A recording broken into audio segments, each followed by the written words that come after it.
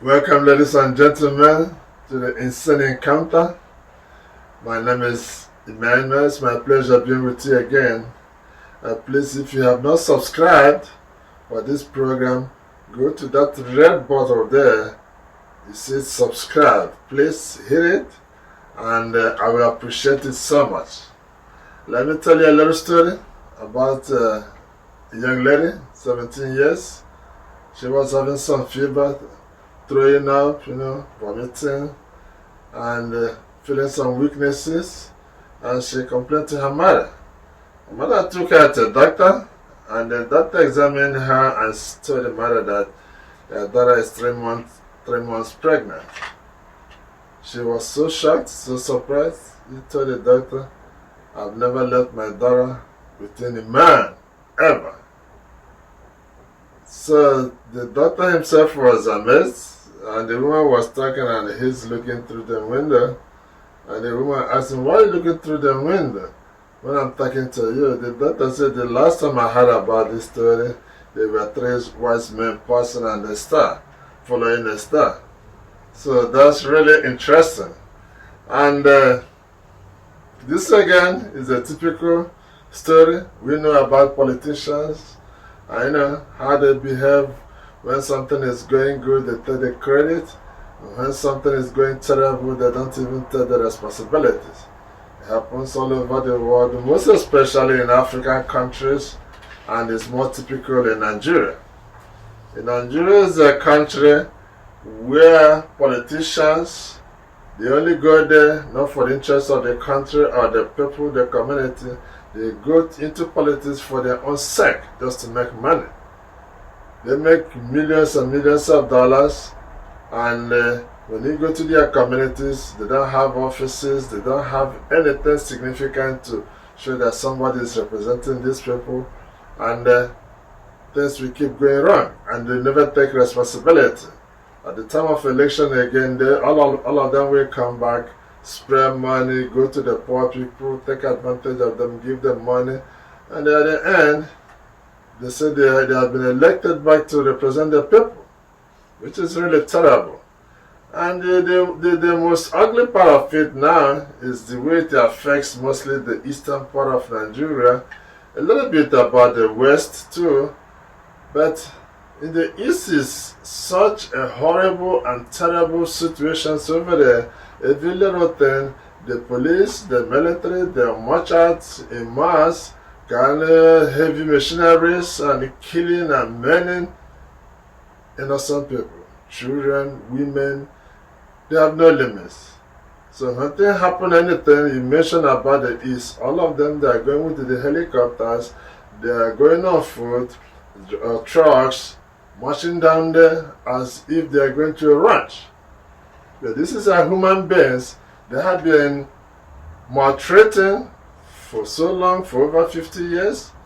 They go there, they treat them like animals for no good reasons. And this is highly, highly educated people, highly business people, people of a great and honorable careers and professions that nobody cares to know about. But the people go there and treat them like they're animals. But the ugly thing people don't understand these days, we are now in a new world. In a new world where nobody has monopoly of anything. Not the information, not even the ammunitions, not even anything you can think of. Now everything is so open, and people can easily and quickly lay their hands on such things, books, arms, and anything to protect and defend themselves at the worst scenarios. I saw a very, very ugly video coming down where helicopters were hovering around some areas of one part of Nigeria, the eastern part. But these some helicopters are never used to fight the terrorists in the what they call it Sambisa forest, where the Boko Haram have been there for how many years? Over 10 years, terrorizing the whole country, raping and kidnapping ladies and young girls, and nobody's doing anything. The government don't care what these people are doing because they are their own people. These people terrorizing the country, their own brothers and sisters. Brothers in particular, walking around with their cows on AK-47, AK-49, whatever you call it, terrorizing the whole country. Nothing is happening. But the moment you see someone with a damn gun around the eastern part of Nigeria, you see these helicopters you never know that they have, and these big machineries marching down there. People have to understand that things have their limits. Let me tell you a story about about Trump.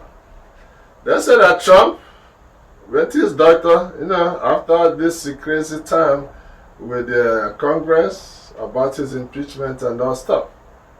He went to his doctor, asked his doctor that he needs a good checkup, and the doctor recommended the scan on his head.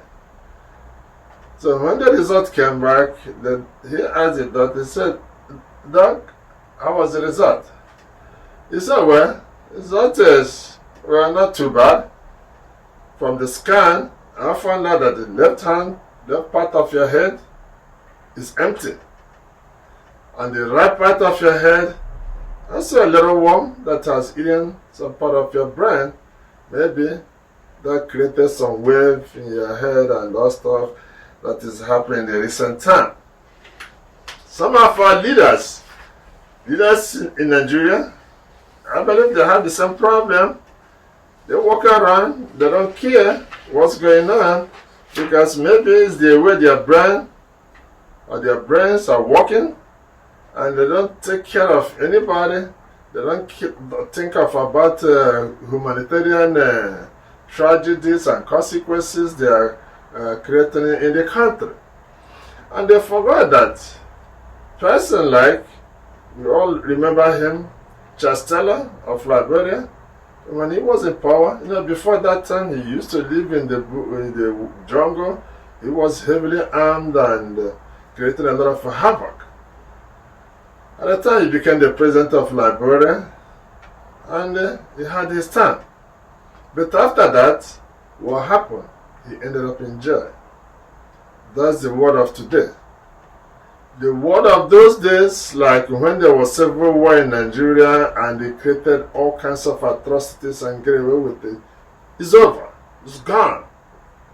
Right now, if you do something, you get the result now or much earlier than you expect. And something I don't really understand is these politicians, when they're doing these things, they take their children away, put them in the foreign countries, put them in foreign schools, put them in foreign universities, and they think that is all over. But you forget that those places your children are studying, the older people from that area, from Nigeria or from the Igbo land that may be around that area, the days are gone when you send your children away, think that, yes, I'm safe. It's not these days. It's not these days. These days, you do something, if you don't pay for it, your children may pay for it. Or both may pay for it. So people have to be very careful what they are doing. It's not in those days. There was a time that you send letter from the United States or from England to Nigeria, it takes like 1 week or 2 days to get there. Now things work in seconds. It's no more like taking weeks or months. Now it takes in seconds and minutes. So that will tell you the world where we are now. And people have to be very, very careful. Don't think that there's any person that is an animal. You have to treat others with respect, with honor, and dignity. That's how it's supposed to be.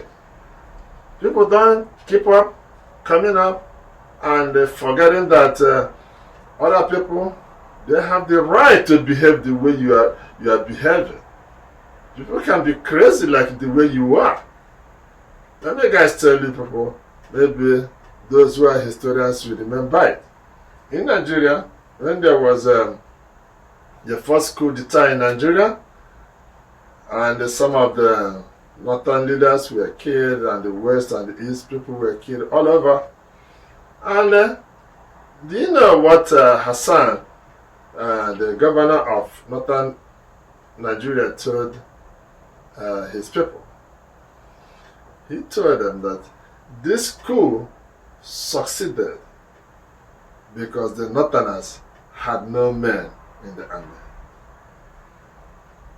Listen very well. This coup succeeded because the northerners had no men in the army. And you know what he meant by that. Doesn't mean that all the northerners in the military were females. But you know the message he passed across. Another thing I want to say that is very, very important is our youth. Even though some of them are encountering a lot of difficulties, financial challenges, for unemployment and the economic crisis, because the government don't really care. Not because there is no money, it's because the government don't really care. Nigeria is an oil producing company, produce millions and millions of barrels every day, a minimum of 2 million barrels every day. Every single day, 2 million barrels. And when you check the oil prices, every street, every corner in Nigeria is supposed to be cleaned up and tarred, but nobody is doing it. Few people are collecting this money, putting them in their pocket, sending them to their foreign accounts, and people back home are suffering. No money, no road, no houses, no water. You don't think of light, because light in Nigeria now is like a big pleasure, unless if you can afford generators. And they get away with it. They get away with it. And all these people, all this money, all these millions and billions of dollars, what are they doing with it? Nothing. They don't even enjoy it. What do you eat in your house other people don't eat at their own house? It's something. It's just the pleasure of taking that joy, taking that life away from other people, and you think that it's kind of punishment. People should be careful. People should be very, very careful. We have everything, and for kind of demanding arguments, we start asking why. Why do people really do this? Let me go a little bit back again to our Holy Scriptures. Let me start from the Bible here, Matthew 6. Matthew 6, chapter 6, 19 and 24. If you have your own there, let's go together. Matthew chapter 6, verses 19. What does it say? Do not store for yourselves treasure on earth, where moth and decay destroy, and thieves break in and steal. Do not. All these treasures, you're storing for yourself, keeping all for yourself and your family. They decay, thieves may take it, you die, that money will be in the foreign bank, they use it for their own businesses, and your people are suffering. And your children that you sent overseas, if they make it back to Nigeria, they'll be suffering too. They'll be suffering. The world is changing. People have eyes on you and eyes on your children, where you people are and what you people are doing with the money. And 24 says, no one can serve two masters. He will either hate one and love the other. You can't love your money and love your people at the same time. If you love your people, you will use that money in your country to help your people. You will use it to build roads, build factories, industries, create facilities that will make people happy and healthy, build good hospitals. Not like when you have headache or when you have fever, you jump into your private jet, go to a foreign country for treatment. And others back home. Baby dying. That's not good. That's not good. Let me go to Ephesians. Ephesians chapter 4, 1 to 2. Listen. Ephesians chapter 4, 1 to 2. I, then, a prisoner of the Lord, urge you to live in manner worthy of call you have received, with all humility and gentleness, with patience, bearing with one another through love. Through love. Because when you love these people, when you love your own people, when you love people around you, you will care for them. You will care for them. They say that a clean neighborhood is that if you clean in front of your house, your neighbor cleans his own area, and everybody keep cleaning their own areas, the whole neighborhood will be clean. When you representing your own people, you go there, steal all the money. You don't care how they cry. You don't care how they suffer. And when you want to get away with it, you go and steer one problem, blaming people. Oh, these Easterners, they are this, they are that, they need to be killed, they need to be humiliated, send soldiers, send police over there like it's a military zone, like if there is any war there. Things have their limit. You have to be careful. Like I said earlier, the world is changing and changing really, really fast. And when it happens, well, everybody will be sorry. Let me go to Galatians 6, 7 to 8. Galatians chapter 6, verses 7 to 8. And it says, make no mistake, God is not mocked. Make no mistakes, God is not mocked. These people you are maltreating, they are God's children. You didn't make them, you didn't give them life. These people you are treating like beasts. You prefer cows to their own lives. God is not mocked. For a person will reap only what he sows. Listen really good. Make no mistakes. God is not mocked. For a person will reap only what he sows. Because the one who sows for his flesh will reap corruption from the flesh. But the one who sows for the Spirit will reap eternal life. Did you get it? If you are sowing for the flesh this flesh can quickly go away. If you are sowing for the soul, you're sowing for the eternal life. When you are maltreating other people, think that you can crush their strength, you can crush their spirit, and you think that you do that forever. There is a time when that person is telling you, my brother, I can't take it anymore. I cannot take it, and the consequences may be different. Today, I'm doing something different. Let me tell you. Let me go to this book. You'll be surprised what is here too. Because this one here, I'm trying to use this. I went to this book to research to see. By the way, how does Quran, the Holy Book Quran, what does it say about all these people?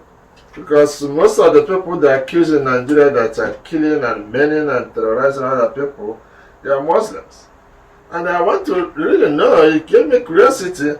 I went to this holy book of Quran, it's very authoritative, to see what it says. And I'm not a Muslim, But it's a holy book. Every person is entitled to read it. Like, when you listen to Mr. Farrakhan, a lot of times he quotes the Bible. It's like when you go there, you try to find out why is this thing this way. So I came to the Holy Quran, and what did it say? This one I have here, it said that is a Surah, Surah 16 and 117. I will read it in two ways, the way it is here. Number one area said that a paltry asset, and they shall suffer a torturous punishment. And in the analysis they put here, it reads, they shall have a little enjoyment in the world, because regardless of how much they have, it is temporary and will be left behind. Did you hear that? This is from Quran. This is a very clear demand here. It's not like the Quran asks them to be doing all these things, but they prefer. They don't care about the holy book. They're doing their own thing. They are representing themselves and not God. They are fooling around there because they think that those other people there, they cannot do anything. That's what they are thinking. But that should have been an old thinking. Because right now, things are changing and changing really fast. And on this section, the same surah, if I made a mistake, pardon me, and it said on section 26, and it's 129. And you construct large policies so that, by chance, you may live forever. These large palaces you are building, is it by chance you think you live there forever? That's one governor in Nigeria. He used to be a labor leader. And when he was a labor leader, he used to line up for things, and he used to be the number one to criticize the government and criticize what they're doing. But this governor, this man by chance he became a governor. He served for like how many years? 8 years. And during that time, he came out again, become a party leader.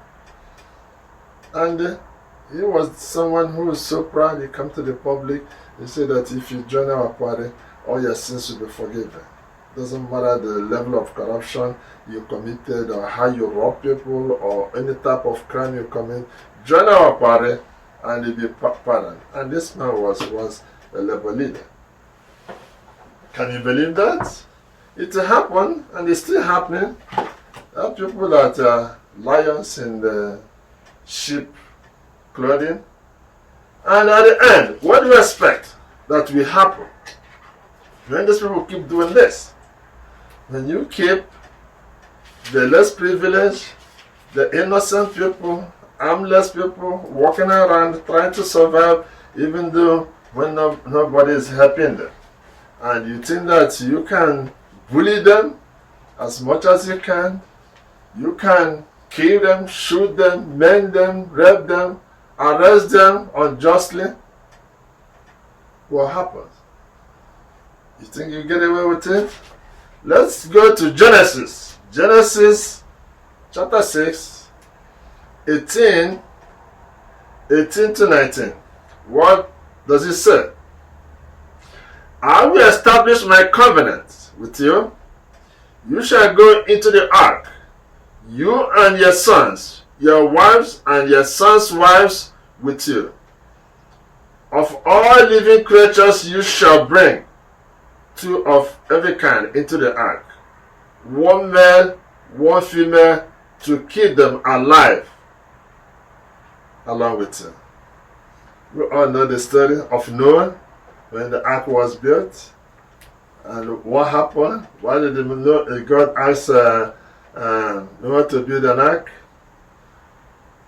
When the world was terrorized, like it's happening today. Mostly like as it happened in Nigeria and happened on the part of the eastern Nigeria. You are doing anything you like. You don't respect God. You don't respect lives. Doing everything you like. There was a time it used to happen like that.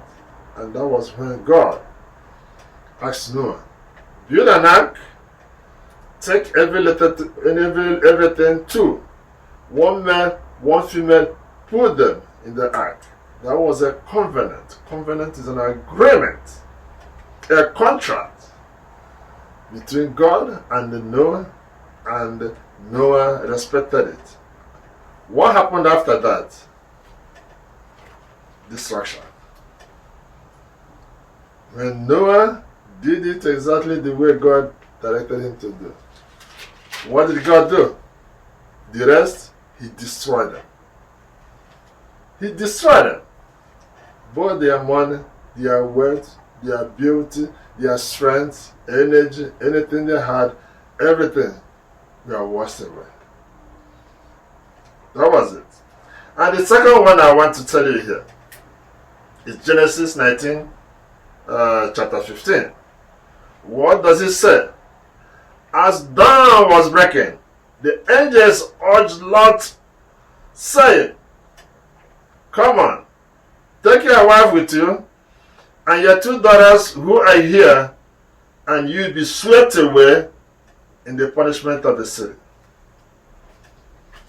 Where did that happen? We all know that. You know it better than me. What happened in Sodom and Gomorrah?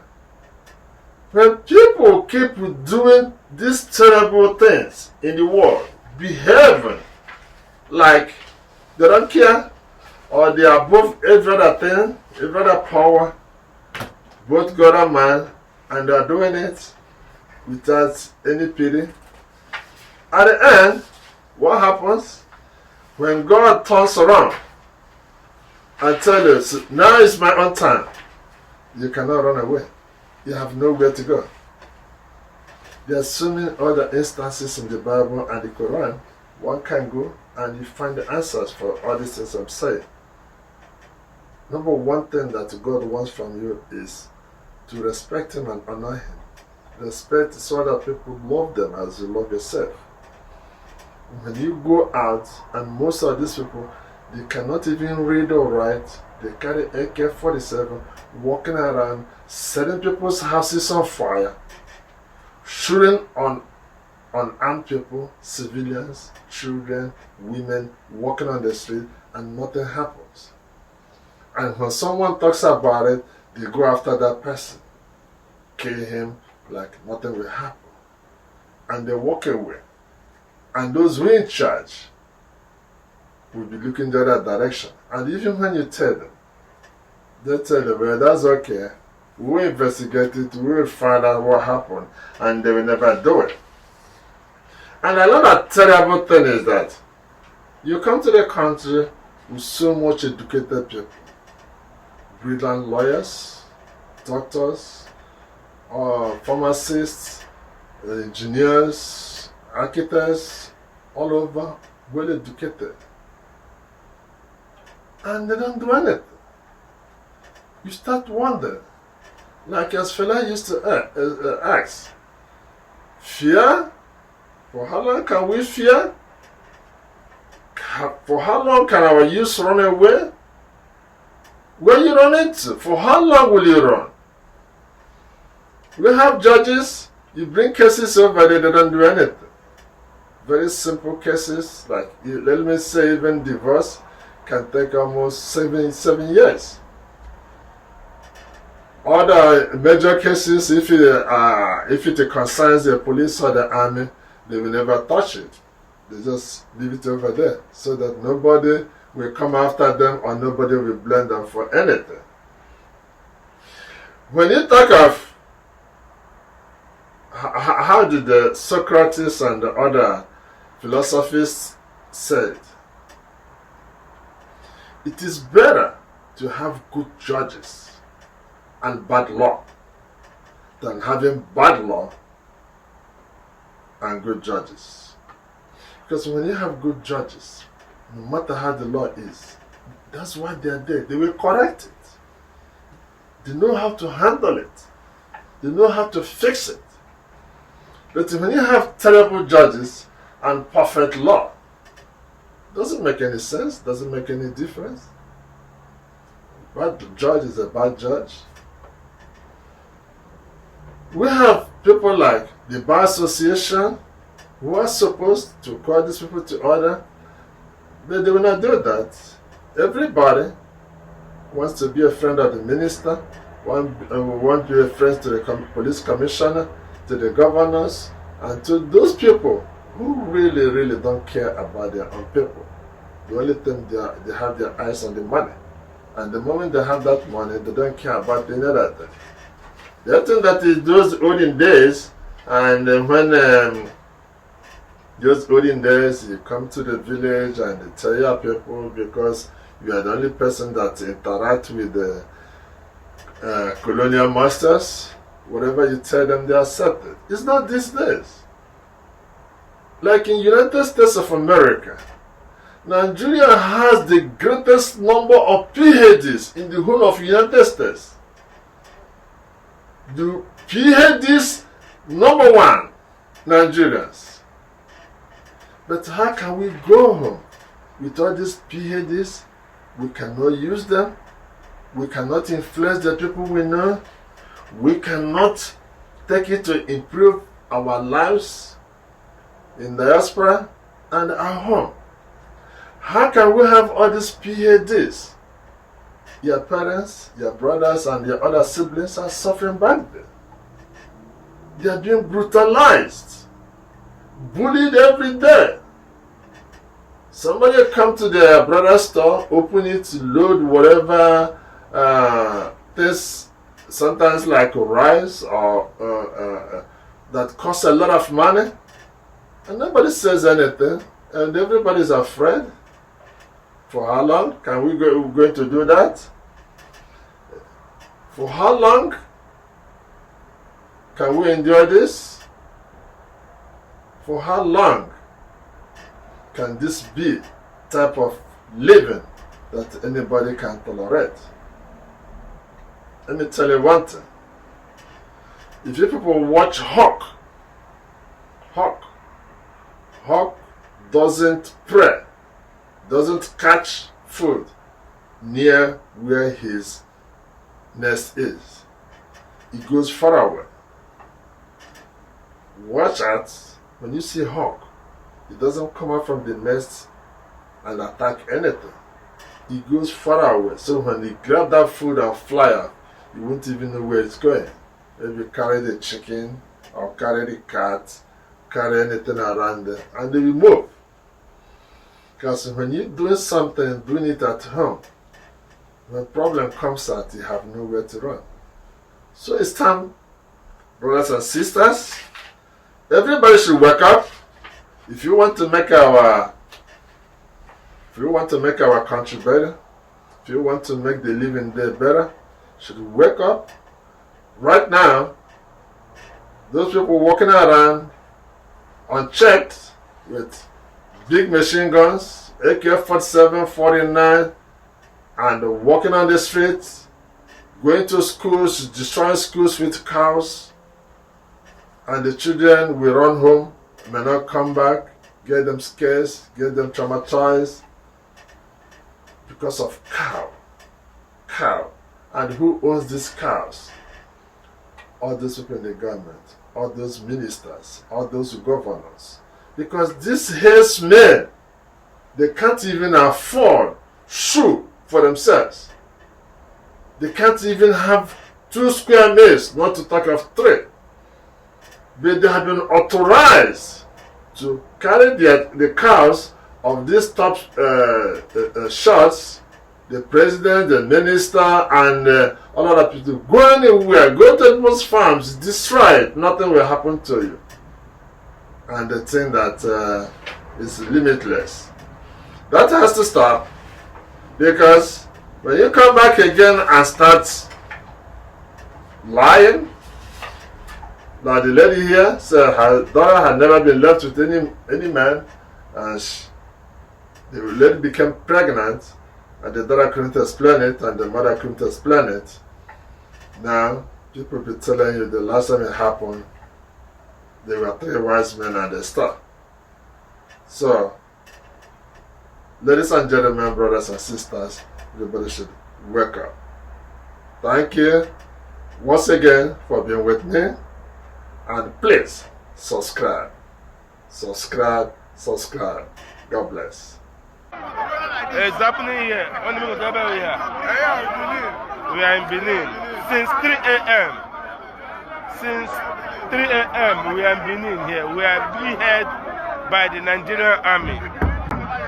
We are being held by the Nigerian army. They say we should pay 1,000 naira per luxurious bus. This is what is happening here in Benin.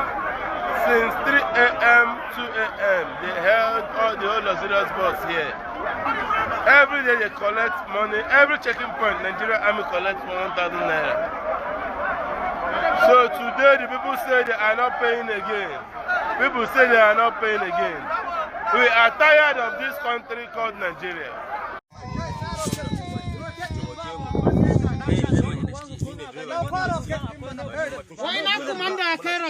Na komanda. Ina bikan to. Dauko bika. Roket din ma abaci. Wannan kan ma ya isa su gani. In an gwamnatin ka hanzar ta ya kawo bullet ba ko me suka turo insha Allah. Za a masu condom. Ya Allah. Mun jawabi a daina wulanar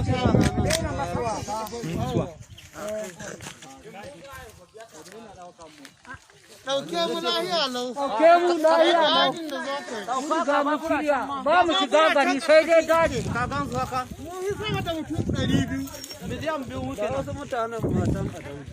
Yo haka. Nan dukan mu ba mu shiga gari sai daga daji sai daji. Sama roket ya zo. Sama roket gando. Kawo ta nan shiga da ita. Bidiyo ne? Bidiyo za a yi. Bari a ɗan raɗa masu rafin.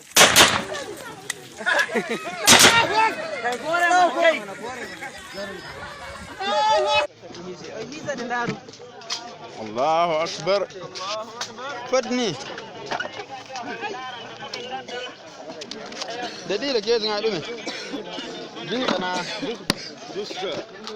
دلوم له بيك نعم ها كيف نعي بيك أيوه تفوتي وني نعرف عنه لا لا ما تعرف أنا اللي كان فاهمنا تمام كميرة صارت اللي دي وان كانوا يفعلوا ثاني بقى تام بس تاتنا بقى كهبني فيه أرد بفيد فاجو دي كاي جودن تيمنا أيوة تيم ما يتام جماعة صارت فاكسة جماعة صارت فاول ما شاء الله كذي كذا اللي بتكسر بس صارت قبولي توم ده يالله ده هذا من سكتين وكوي من هولو ده هذا أنت جماعة وقت صارت ده فو فاد التيم إن شاء الله نعم around. We've not heard what the Minister of Transport, as a leader in the South, has said about this issue. What is your stand? I know it came up at cabinet meeting, but what was your position?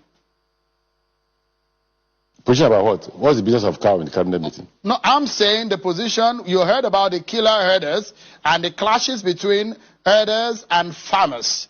What's your position on that? Because a lot of Nigerians want to hear about... How does that affect transportation? No, but you are a political leader, Chief Amechi. I'm not a chief. Okay, Mr. Rotimi Amechi, what's your position? Let me ask you now. Exactly. Well, what's your position You have on to the ask. issue of the herders You have to and ask farmers' 200 clash? million Nigerians their position before you get to me. But you're a leader. That's what I'm asking you. I lead my wife, so I will ask her when we get home. I will tell her what my position. Nigerians gave you the trust to be a minister of the Federal Republic, and that's the reason you're a public officer. And I'm asking you because a lot of people will look back and look at what your position was on each of this matter, and that's why I'm asking you now: what's your position on this, on how to resolve this issue of herders-farmers clash? The Nigerian people.